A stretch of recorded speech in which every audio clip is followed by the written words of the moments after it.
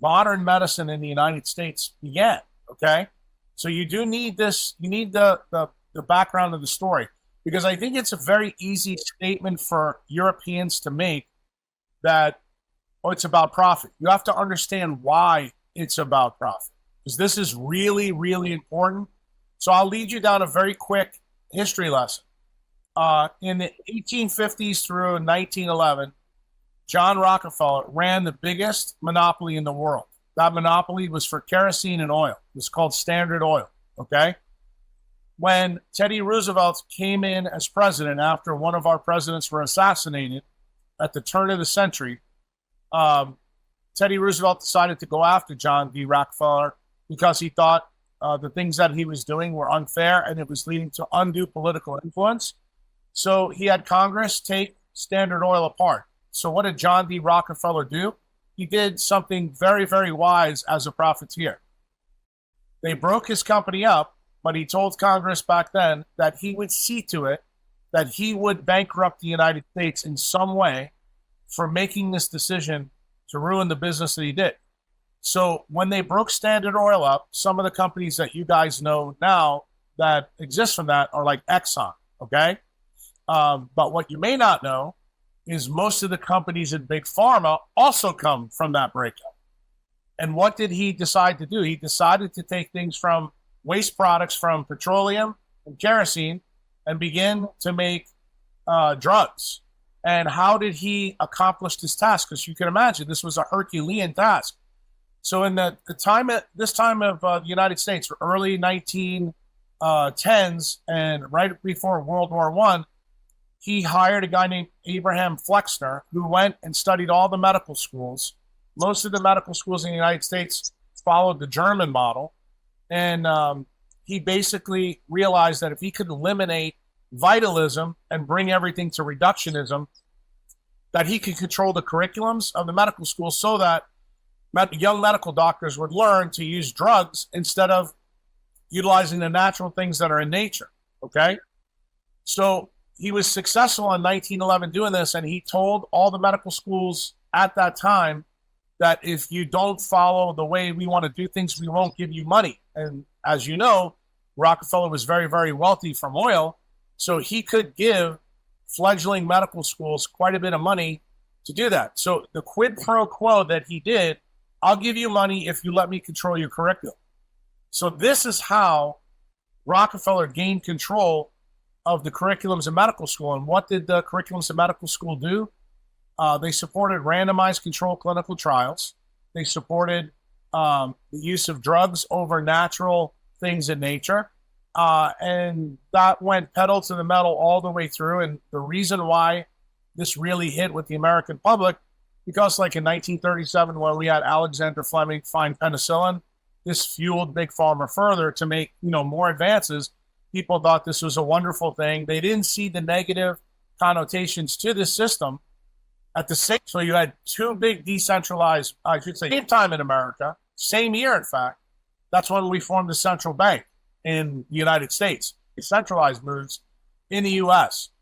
Now, when Watson and Crick came out and discovered DNA, this was the perfect opportunity for Rockefeller and his foundation to use this information so that they came up with the idea that the randomized controlled clinical trial could be used to control methodology so that people would be fixated about genes. And this allowed Big Pharma to have more control of not only medicine, healthcare, but the way it was delivered. As things developed in the 60s, the 70s, the 80s, and 90s, they extended that view then to hospitals, then hospitals buying doctors' practices, and then eventually making everybody who's a doctor an employee. When I first came out of medical school, no doctors were employees. Now today, every doctor in the hospital or the body that gives you your United States, and I don't want to say every, but 99% are employees. So that's another way for centralization. Why? Because as you guys know in Europe, when the medical license tells you have to take a COVID vaccine, you have to do it, otherwise you can't practice. You can't do this. But that's not the way medicine should be practiced. That's not the way science is supposed to be done.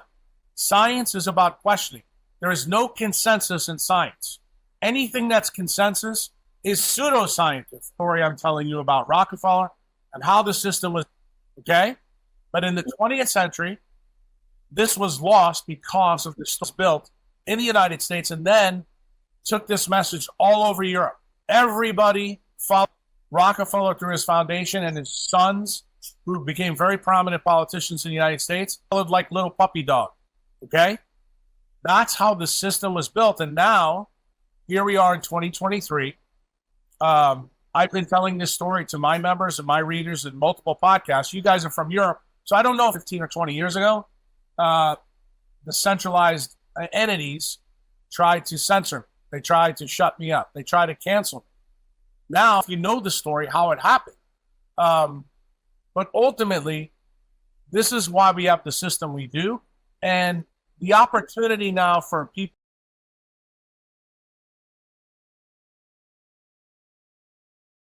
a compliance test for an economic reset. And it goes back to the story that Jacob asked me.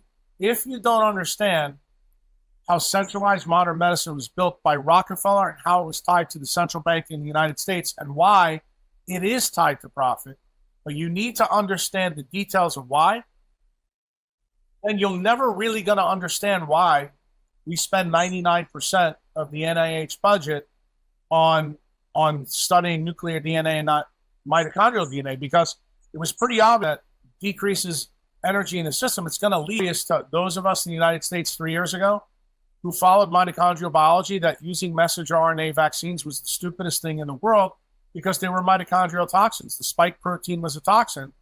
And anytime you give a toxin to collateral effects, which are diseases, which we're seeing now with myocarditis, we see it now with blood clots in the brain, we see it now with professional athletes all over the world, both footballers in Europe and football has a cardiac arrest at 19 or 18 years old.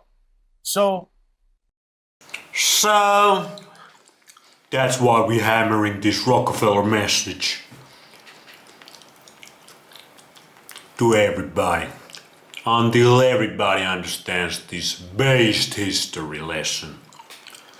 Because until you understand the Rockefeller connection, how it created the modern medicine, you understand the Rothschild connection, how it created the banking, the freaking garbage fiat money, how it created Israel, Mossad, how it links to the Zionism. Until you understand that, everything's kind of freaking hazy in your eyes, like the puzzle pieces don't fit together in a sign of Star of David yet. But when you understand the history, the based history, you understand based science, you understand based knowledge, you understand what health is about, and why everybody's health is shit. It's garbage these days. You understand why they say meat is bad. You understand why they don't want anybody eating raw meat or even cooked meat. You understand why they're pushing veganism everybody's throats. You understand why everybody's into going to the gyms with the blue lights up in the sky, with the Bluetooth headphones in, so you can go walk on the treadmill instead of going to take a walk outside. What are you doing, bitch? What is you doing? You understand why over freaking 50% of young people are having trouble getting each other pregnant. You understand what the freaking frogs turn gay. You understand why nothing makes sense. That's what you understand when you really understand what is going on with the Rockefeller message. Then everything makes perfect sense. and you just upgraded this thing up here to the new levels of base knowledge, and you're ready to take your journey to the world of base science,